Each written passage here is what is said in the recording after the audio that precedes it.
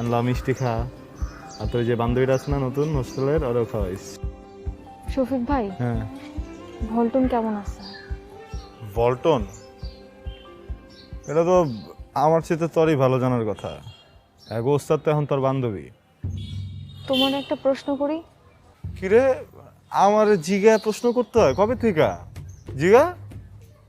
ধরো একটা মানুষের আমি কথা দিছি তার গোপন কথা কাউরে কমু না, হ্যাঁ।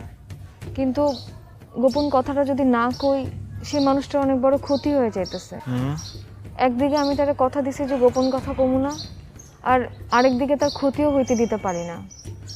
এখন কি করা উচিত শফিক ভাই, তুমি কও তো। এমন অবস্থায় কারো কথা গোপন রাখার চাইতে তার ক্ষতি হইতে না দেওয়াটা বেশি ইম্পর্টেন্ট, বুঝছস? এখন যদি মনে করো যে এই কথাটা কইলে ওর ক্ষতি আর হইব না, সেক্ষেত্রে কয়ে দেওয়া উচিত।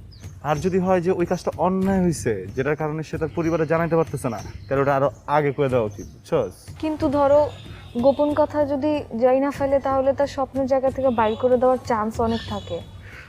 আমি তো মানুষটার ক্ষতি হইতে দিতে পারি না, হাজার হলেও তো আপন মানুষ। আরে তোর বাইর করে দিব কেন? উল্টা আরো ওরে বাজে অভ্যাস থেকে বাইর করে আনবো, বুঝছস?